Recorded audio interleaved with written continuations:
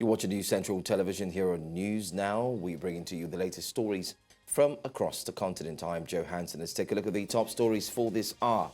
Court orders CBN to withhold monthly allocations to Rivers State over constitutional violations. Striking university workers set for long-term shutdown as federal government rebuffs talks. Mali prosecutors open investigation into alleged bids to overthrow ruling junta. Get the details here shortly.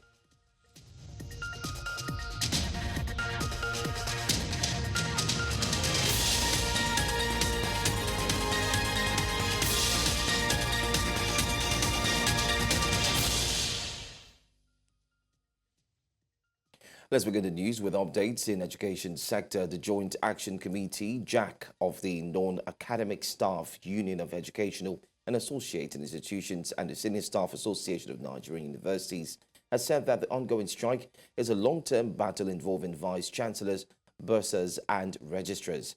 On Monday, the JAC of SANU and NASU embarked on an indefinite strike over its 4-month withheld salary. Since then, university operations nationwide have been paralyzed.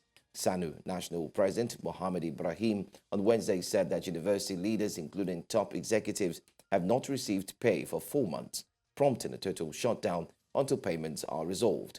Ibrahim also revealed that there had been no invitation or any form of interference from the government.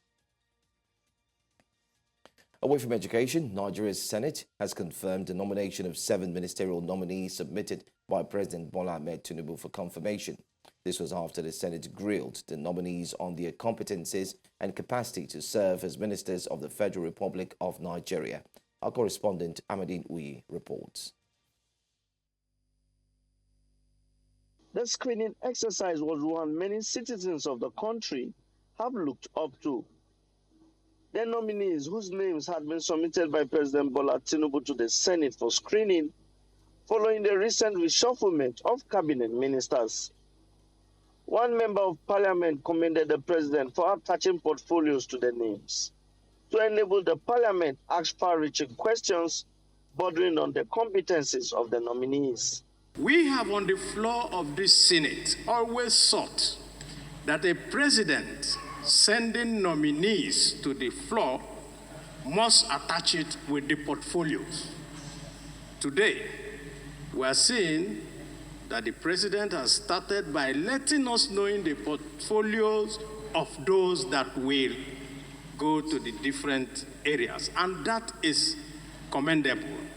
Some of the nominees had time to answer to questions posed by lawmakers in a bid to convince the parliament of their competencies. The silver lining in leveraging the current FX rate is an opportunity to deepen exports because our goods are currently cheaper for exports and also cheaper for domestic consumption. So it's an opportunity for all of us to buy Nigerian, to support Nigerian businesses and consume what is made in Nigeria. That will create jobs and encourage these businesses and make sure they stay in business. Missions abroad actually reflect the true magnitude of Nigeria's standing in the Committee of Nations. It is very, very important because this is what will give our nation the much needed respect to carry out diplomatic functions. Most time when you look at the statistic, because there's no geospatial distribution of the poor people, you can't even determine how people are actually captured in your own territorial zone or in your own ward or in your own community. But by just doing this alone, we cannot distribute materials to the last mile in the country. After a grueling session, the president of the Senate announced the verdict of the parliament. The nominees appeared before the Senate, answered questions from distinguished senators on a number of topical issues, particularly issues relating to their designated ministries. Thereafter, the Senate, in the Committee of the Whole, approved the nominations of Dr. Nentewa Yilwata, Muhammadu Maigari, Dingyadi, Bianca Odinaga Odimogu Ojugu, Right Honorable Yusuf Abdullah Yatta, Idi Mokhtar Maiha, Dr. Jumoke Oduwale, Shuaiba Said Ahmad, PhD, as ministers of the government of the Federal Republic of Nigeria. Is this a true reflection of what transpired in the Committee of the Whole? With the nominees now confirmed, the next step will be the swearing in by the president so that they can commence their functions and contribute their quota to achieving the objectives of the renewed hope agenda set by the current administration. In Abuja for News Central, I am Amadine Uyi. President Bola Tinubu has appointed Major General Olufemi Olatubosun Oluyede as the new acting Chief of Army Staff. In a statement on Wednesday by the presidential spokesman, Bayo Onanuga, Oluyede will hold the fort as the course pending the return of Lieutenant General Taoreed Abiodun Lagbaja, who is said to be indisposed and receiving treatment abroad. Until his appointment, the 56-year-old Oluyede served as the 56th commander of the Elite Infantry Corps of the Nigerian Army based in Jaji, Kaduna.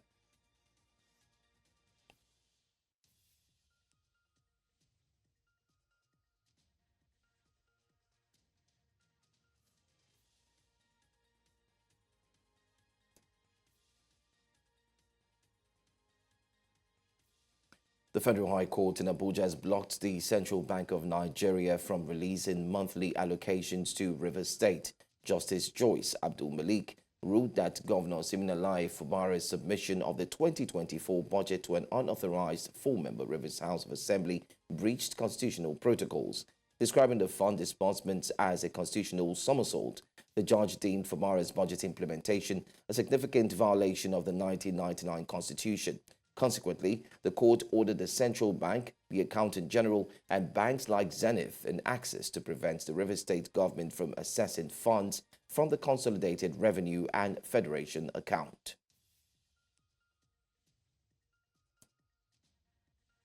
It all started when the court-backed Martins Amawule-led faction of the Rivers State House of Assembly filed the suit after the Court of Appeal declared that the four-man pro-Fubara lawmakers cannot approve the state's 800 billion naira budget. Specifically, the judge said that the action of the governor in implementing an unlawful budget is a gross violation of the 1999 Constitution he swore to protect. The judge therefore ordered the Central Bank of Nigeria, the Accountant General of the Federation, Zenith Bank, and Access Bank from further allowing Governor Fubara from accessing monies from the Consolidated Revenue Fund and the Federation account. Section 120, 121, 122, and 123 of the Constitution clearly stipulated what should be done before the state can spend money, state expenditure. And it's clear there that no money shall be appropriated without an appropriated bill being passed by the House of Assembly. It's very clear from the judgment of Motosho, which was confirmed by the Court of Appeal, that the budget was not properly passed. And in a situation like that, if it's not passed within 6 months, a state is not supposed to collect revenue from a consolidated fund. That is the issue of law. That is the extant provision of the law. And that's what the court has confirmed today, that the Rivers State government has not complied with the requirement of the Constitution on appropriation of bills for expenditures and all the things that they need to do in the state government. It's a very clear judgment. And then also looking at all the other judgments that have been passed in respect of Rivers State government. It's clear from this judgment, which also rely on the judgment of the Court of Appeal, that the state government is in violation of the extant provisions of the Constitution relating to expenditure and passing of the bill for expenditure. So it's clearly they cannot continue to allow this infraction to continue. This judgment is to put into rest the impunity going on in the Rivers State relating to expenditure. It's clearly that people are not looking at the issues of constitutionality.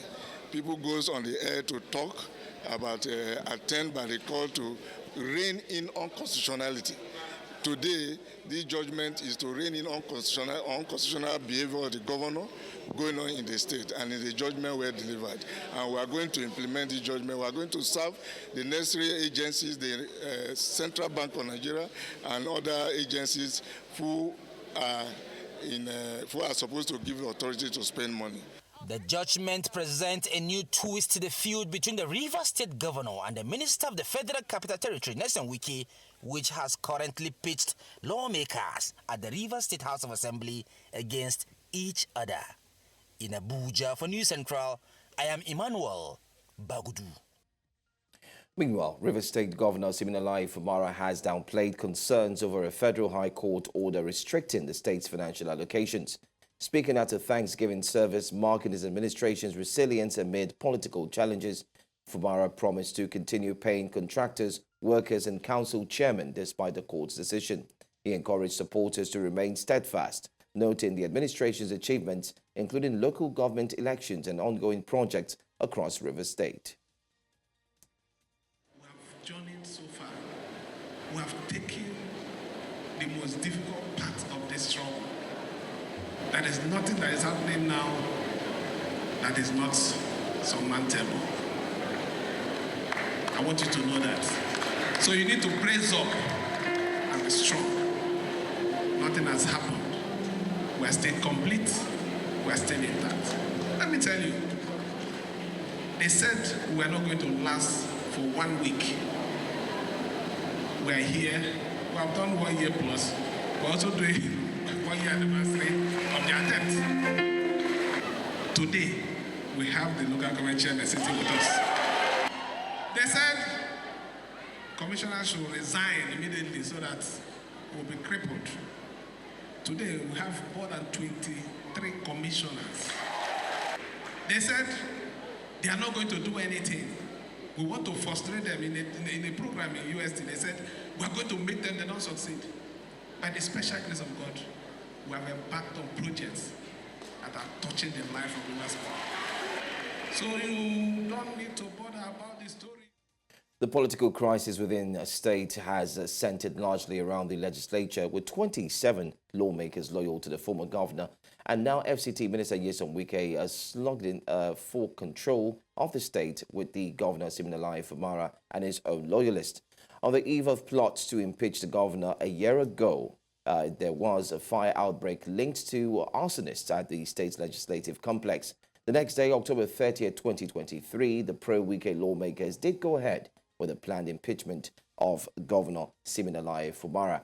But let's take a look at a quick timeline. On 20th of December 2023, the lawmakers withdrew the impeachment notice against Governor Fubara even after they had gone ahead on October 30. Also, the 4th of July 2024, the appeal court in Abuja reinstated the pro-Wike lawmakers, one which has led to a lot of conversations up until now. On the 21st of July 2024, Federal High Court in Abuja declined pro-Wike lawmakers' bid to stop Governor Fubara from spending state funds. And on the 20th of September 2024 as well, there were other incidences that took place. But take a look as well. On the 10th of October 2024, the Court of Appeal in Abuja affirmed the nullification of Rivers 2024 budget. This also meant a lot of challenges, especially leading to what we have seen currently. Well, earlier on, we're joined by Steve Nwabweze, partner, Perchstone and Grace, who also shared his insights and thoughts on the ongoing Rivers crisis. I think we should look closely at sections 120 and 121 of the Constitution of the Federal Republic of Nigeria. First, section 120, subsection 1 of the Constitution creates what is called a consolidated revenue fund. Subsection 3 of that section also makes it unlawful for the governor or anybody at all from the state to withdraw monies from the consolidated revenue fund without complying with an appropriation law to be passed by the State House of Assembly. Now we now go down to section 121 of that Constitution.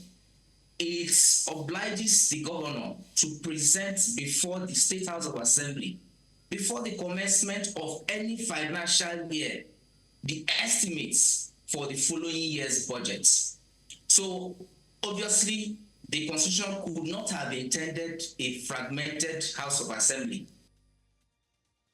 Well, Justice Emeka Nwete of the Federal High Court, Abuja, has adjourned the hearing in the alleged money laundering case brought against the immediate past governor of Kogi State, Yahaya Bello, by the Economic and Financial Crimes Commission, EFCC, to January 21st, 2025. At the resumed hearing on Wednesday, counsel to EFCC, Kemi Pinero, told the court that he had 2 witnesses already in court. He said his first application was to formally apply that the court should enter a plea of not guilty on behalf of Bello, even in his absence, as it was in full compliance with Section 276 of the Administration of Criminal Justice. The FCC counsel stated that Bello has the right to plead guilty or not guilty, and that can be waived by the defendant. He urged the courts to hold that the defendant has waived the right. Welcome back. Plateau State residents have been lamenting over the many days of blackout in the northern states of the country. It's been 11 days since power supply was interrupted in the north central state. News Central's Chizoba Nyongwe felt the pulse of the residents of Plateau State and now tells us more. What's wrong. First they started, it was from Enugu. The next one they said it's from Benue. The next time they said it's in Kaduna. And then now back to Benue. So where's the problem? They don't even know where the problem is. The minister just said in 3 or 4, 5 days we will get light. I bet you they don't know what's the problem. We're not going to see light in 5 days and they'll add another 3 days. That's how they've been doing. This is about the 11th day that citizens of Nigeria in the 19 northern states of the country have been experiencing once it is nightfall, living their lives without the use of electricity supply, an antidote to security of both lives and property too. For these residents of Plateau in Jos, the state capital, Nigeria at 64 should have attained a higher level of development other than what is currently available.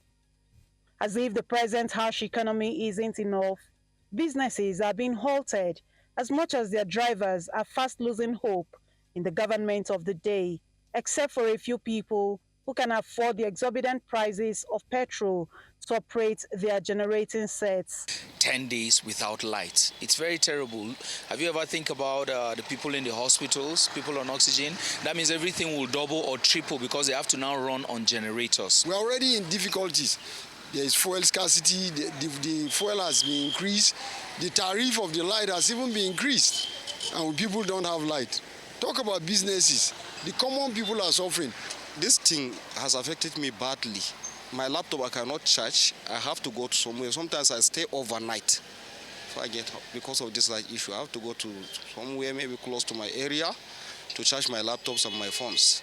A few days after the governors and monarchs of the 19 northern states in the country called on the federal government to address the current electricity power blackout in the affected states, as well as invest in additional transmission lines and diversify energy supply to ensure improved electricity, nothing seemed to have changed. The way out of this is what Nigerians are asking for. Otherwise, this is what will be left of our environments until electricity supply is restored. They should overhaul everything and give us a blueprint on how to do our power. Don't forget, the president said that if he doesn't give us light in 4 years, we should vote him out. With his mouth, we have it on camera. So we'll remind him when he comes to campaign in 2027. I know government said they are trying, but to me, I'm highly disappointed now. In the 21st century, we find ourselves in this situation. These 5 days they are giving, we don't even know whether by weekend we will have the light. The national grid cannot be centralized. We should need to decentralize it. They should diversify the power. Concentrating on hydro energy has not been working for long now. They should maybe involve this company that are into solar and harness air energy and the rest. Now, this is a sorry state in which residents of Jos, the Plateau State capital, are facing. Their cry is that government and all stakeholders join hands together to find a way out of this situation. From Jos for News Central, Chizoba Anyonwe. Meanwhile, the latest on the power situation in the north has it that the Transmission Company of Nigeria, TCN, says power supply has been successfully restored to 7 northern states through its 330 kV Ogwaji-Akpe transmission line 1. In a statement on Wednesday in Didimba, TCN's General Manager of Public Affairs confirmed that power was restored at 4:56 p.m. after repairs on the vandalized section of the line were completed. She said with the restoration, the Apia-Lafia 330 kVA transmission line 2 is now also operational, enabling bulk power transmission to Lafia, Makurdi, Jos, Kaduna, Kano, Bauchi, and Gombe states. The reconstruction and dualization of the 43.7-kilometer Penox-Abakba Nike Okpin-Suka Road will finally be a reality for the citizens of Enugu State. This is one very important road that connects Enugu town with Nsukka with heavy vehicle movements daily. But the many bends on the roads have caused accidents and encouraged criminality. The indigents and residents of Nsukka could not contain their joy about this development as they spoke about the economic benefits of the road. Governor Peter Mba, during the flag-off, directed the contractor handling the project to straighten the roads and also dualize it. The governor said the project is part of his campaign promises, which includes constructing one road in each ward across the state. You can imagine the distance, about 40 to 50 kilometers, and you are spending this kind of resources. Your Excellency, it's not even about election, no. It's about posterity. Nsukka sand is having your footprints forever. You are known not for political, you are known for economical reasons. I'm aware that when the time of politics comes, you play politics. But this time around, we watch you, we watch your body language. You play more of something that will drive the economy of the state. It is remarkable. It is unbelievable. It is one of a kind. It's a milestone. It's a landmark. I'm not surprised. We can only say that we're committed to this. All the way from Enugu now, in response to the recent floods in Maiduguri, the Borno state government has unveiled plans to demolish illegal structures along riverbanks. This decision accompanies the establishment of a committee to regulate development in these areas, addressing growing concerns about safety and environmental impact. News Central's Umaru Kirawa completes the report. A sad reminder of the September 10, 2024 flood that devastated communities, left millions homeless, and others paid the supreme price in Maiduguri. And wahala lankaraye. Kamla buri ronzo ye deta yamanan zambao. Kamla pato urata suro pato urata elan kwano sakinapsina. A recovery process has since begun, with families returning to pick up from the remaining rubbles and continue with their lives. The 2024 collapse of Ado Dam resulted to the worst flooding recorded in Maiduguri and environs in 30 years, covering over 40% of Maiduguri landmass. The unprecedented flood disaster displaced thousands of people, destroyed homes, infrastructure, and farmlands, and claimed the lives of at least 50 people. The dam collapse is estimated to have affected over 1 million population. Authorities are now concerned about unauthorized constructions, particularly along the river banks. The government inaugurated a committee responsible for demarcating boundaries and controlling development in these high-risk areas. For properties that are already built up and they fall within the buffer zones, and we had marked them before, they will definitely go. They will have to be pulled down. For those that fall within the buffer zone after this demarcation, and they happen to be in the initial buffer zones but were not marked, they will have to be relocated. That's category 3, category 2. Category 3 for those that have built or have not built and has been demolished. Allah ne hukuncin shi. It's gone and gone forever. The committee has 2 weeks to carry out its assignment and submit its recommendations for approval on the demarcation of boundaries and developments along waterways. This initiative is said to be part of measures to prevent a repeat of the catastrophic flooding experienced after September 10 as local authorities work to safeguard the community's future. In Maiduguri for News Central, Umaru Kirawa.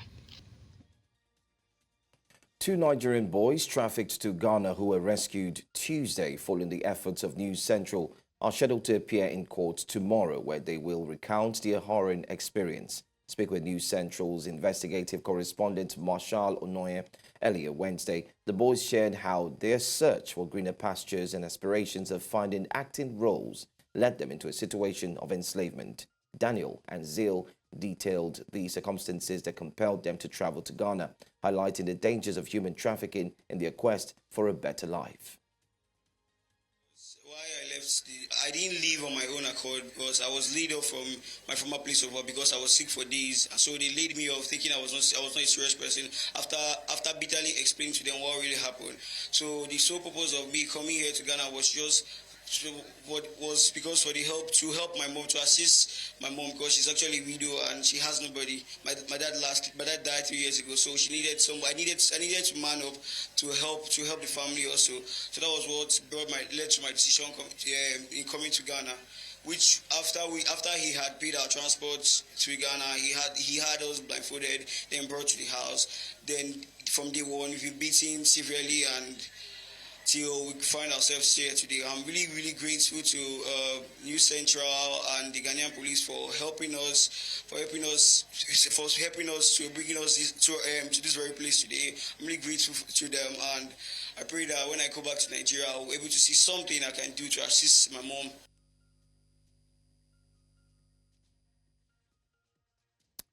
The Nigerian Institute of Journalism has commissioned a media resource center to help improve the quality of learning at the institution. Educationists and media professionals at the event emphasized the importance of educational infrastructure in bridging the gap in learning. News Central's Omolola Ololade tells us more. It is a known fact that the provision of basic educational infrastructure plays a pivotal role in Nigeria's educational system, including the quality of education, student access, and teacher motivation. This was evident at the donation of a media resource center at the Nigerian Institute of Journalism by the renowned industrialist and philanthropist Dr. Kesintin Adebukola Adebutu, popularly known as Baba Ijebu. The commissioning of the 350-seater auditorium was an opportunity for government officials and media professionals to engage in a public discourse about the journalism profession. It's also important in education. And that's the duty of all of us. And that is what Sir Kensington is doing today, stepping in as a partner of government, a partner of institutions in the educational sector to deliver this mighty edifice. However, veterans in the profession emphasize on the importance of having trained journalists in the profession rather than citizen journalists who may not understand the nitty-gritty of the profession. Many people who are not trained in journalism who claim to be citizen journalists. They sit in one room and punch one computer and send out messages which they call breaking news. But on close examination, nothing is breaking. Multi-person orchestra who are trained to check and cross-check facts before sending them to the world as news. Commentators, and they begin to talk and, incite people. Nobody cares about the truth. So I would like all of us here today, those of us who are students, those of us who are teachers, those of us who are consumers of journalism products, that we should take it as a very sacred duty that we should not allow reporting to die. The provost of the Media Institution appreciated the donor for his positive contribution, while noting the great impact this will have on learning. for this great donation, and that the media will always remember him for this capacity building support. Additional super infrastructure for teaching and learning and research, for workshops, for seminars, including executive education, which we intend to do vigorously. Infrastructure deficit is one of the many challenges facing Nigeria's educational system. As such, the need for both government and critical stakeholders to invest more in this sector cannot be overstated. In Lagos, for News Central, I am Omolola Ololade. Welcome back. Ghana's Supreme Court has overturned a decision that had shut down Parliament just months ahead of elections. Last week, Parliament Speaker Alban Bagbin declared 4 parliamentary seats vacant. The move effectively halted all legislative activity less than 2 months before the country's general elections, which is set to be a tight race against a backdrop of economic recovery following a severe financial crisis. The crisis was triggered by a standoff between President Nana Akufo-Addo's ruling New Patriotic Party (NPP) and the opposition National Democratic Congress (NDC), which gained a slim majority after the defection of 4 lawmakers. Malian prosecutors have launched a probe into the alleged attempt by a prison union representative to overthrow the ruling junta. Head of the Prison Guards Union, Commander Dauda Konate, has not been heard from since late last week after he criticized the authorities online, his family and the union source said on Monday. Since the military seized power in back-to-back coups in 2020 and 2021, several dissidents have been abducted and detained incommunicado before being brought before a court or eventually released. The National Anti-Cyber Criminal Unit prosecutor in a statement cited a recording gone viral on social media whose author allegedly is Commander Dauda Konate. Votes counting has begun in Botswana in an election expected to return President Mokgweetsi Masisi to office after a first term marked by rising unemployment and concerns over the diamond-dependent economy. The counting of votes for the local government elections began immediately after the close of polls in the evening. Citizens said they voted to change a system dominated by the ruling Botswana Democratic Party, BDP. We do have our correspondent who has been following proceedings, and most importantly, the election right from the very start. Bongani Siziba joins me this very moment. Welcome. Can you quickly give us an update on what the situation really is like and what's the current situation, especially with the vote counting? Good morning, Joe, and also good morning to our viewers. A very calm morning here in Botswana as our vote counting continues, but we have some results that came in since earlier this morning. As we are looking at the screen, the BDP, Botswana Democratic Party, which is the ruling party, was at 1.8%, followed by the BCP, which is the Botswana Congress Party. From the people that I was speaking to, this is a surprise for this party to be on the second, because the main opposition here in Botswana is the UDC, that's the Umbrella Democratic Party, which is on third position as we speak. But let me bring in the PRO of the IEC just to give us a brief of what happened yesterday and where we are today. Good morning, sir, and thank you for joining us here at News Central TV. How is it going? And please just give us a brief of what happened yesterday. Did it really go your way? Yes, it went very well, as we had planned and anticipated, because, we have been running elections before, and we always anticipate things that will happen on that day. And yesterday was just a surprise, because we have been having a lot of differences with many of our stakeholders, and we thought that it was going to be a difficult elections. But surprisingly, it went smoothly, with very few hiccups at the beginning of the poll yesterday. But by the time we reached the midday, everything had normalized. And by the end of the day yesterday, everything went smoothly. And even before the time that we always anticipate results, we saw results coming in, which meant that all the police stations closed on time. and many people came earlier in the morning, so that by the end of the day, when poll closes at 7 p.m., a lot of people had already cast their vote. And that's why we started witnessing, submission of the result for the council seats. It is understood, of course, that the council seats, involves very few voters, around 500 or even less, or at most 1,000. And if you count 1,000 votes in a small area, then it becomes very easy to manage those votes, as compared to the parliamentary seats where you sometimes will have to count 10,000, 11,000 votes. And that's why by now, we haven't got any result from the parliamentary seats, and we're expecting them maybe after 12 midday. So where are we now, and when are you expecting that the vote counting will be done? For the parliamentary council, we believe that we are about to close the chapter because there are quite few polling districts which haven't reached their the final counting. But given the pace at which we are receiving this, we believe that by 12 o'clock we should be having all the council seats votes counted.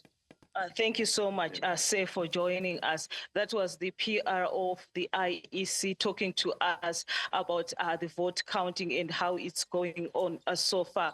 And also we know that we haven't seen the opposition party, especially the main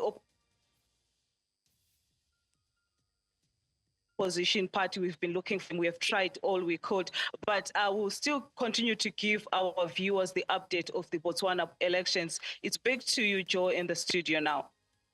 Thank you so much, Bongani Siziba. Great job and well done. And welcome back. North Korea has tested a powerful missile, claiming it strengthens its nuclear deterrent, marking Kim Jong's first launch since being accused of sending troops to Russia. The launch followed Seoul's warning of potential intercontinental ballistic missile testing ahead of the U.S. elections. This came hours after U.S. and South Korea defense chiefs called Pyongyang to withdraw its troops from Russia. However, South Koreans in downtown Seoul have reacted as the North says it has test-fired one of its newest and most powerful missiles, Kim Jong-un's first weapon test since being accused of sending soldiers to Russia. 북한이 남한으로 직접적인 타격을 주지 않는 이상 항상 이렇게 신경은 쓰이지만 늘 지나가는 일이라고 생각을 합니다. 하지만 언제든지 남한에 직접적인 타격을 주는 것을 대비하기 위해서 이제 군 이런 방위 체계라든가 혹은 정부의 그런 날이 선 듯한 그런 판단이 항상 필요할 것이라 생각하고.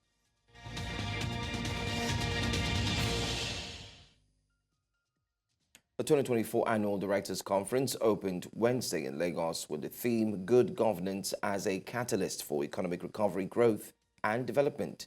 The CIOD Nigeria Annual Conference is the Institute's flagship event, gathering industry leaders to discuss critical issues in Nigerian corporate governance and leadership. New Central's business correspondent, Perpetual Fasami Peter, was there.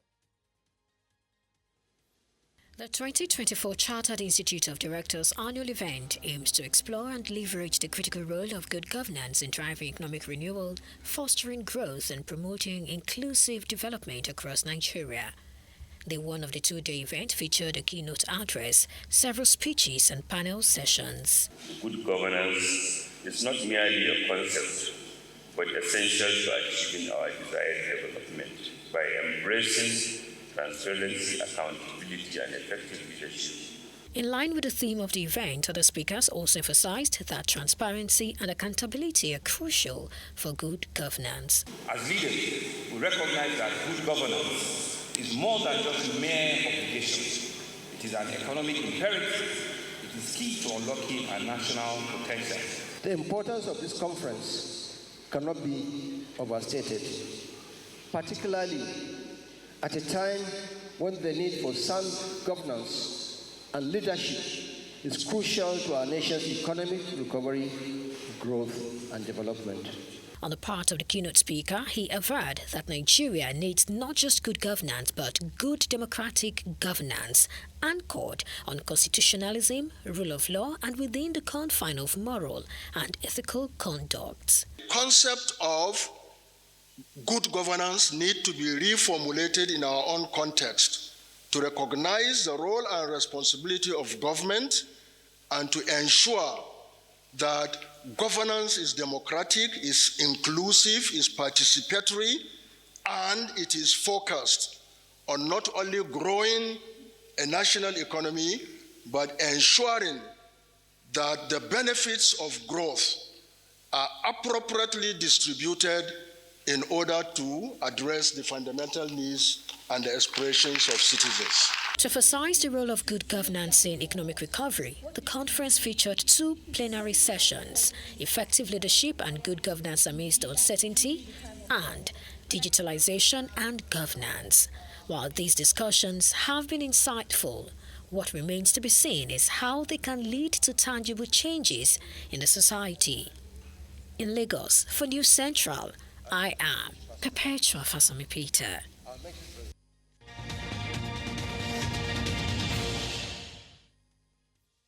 The Flying Eagles of Nigeria have won the 2024 WAFL B Under-20 Championship after defeating the Black Satellites of Ghana 2-1 in the final. Marobo Ayahi's brace was enough to secure the win for Nigeria against Ghanaians in the keenly contested match in Togo on Wednesday. The victory ensured that the Eagles successfully defended the title after defeating Ghana, and they won at the last edition held in Niger Republic in 2022. Nigeria thrashed the Niger Republic 4-1 in the semi-final to secure a place in the final and also qualify for the 2025 Under-20 African Cup of Nations. Interim Manchester United manager Ruud van Nistelrooy enjoyed a winning start by beating Leicester City 5-2 to reach the League Cup quarter-finals on Wednesday, as Manchester City crashed out 2-1 to Tottenham. Arsenal and Liverpool were among the other sides to book their place in the last 8, but Chelsea were beaten 2-0 at Newcastle. Van Nistelrooy was put into the role of caretaker boss after the Red Devils sacked Erik ten Hag on Monday, following a dreadful start to the season. Manchester United's win will see them take a trip to Tottenham in the last 8 after they eliminated a Manchester City side without Erling Haaland.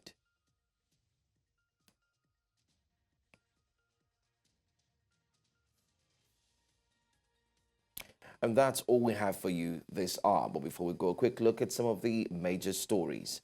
Nigerian court orders CBN to withhold monthly allocation to Rivers State over constitutional violations.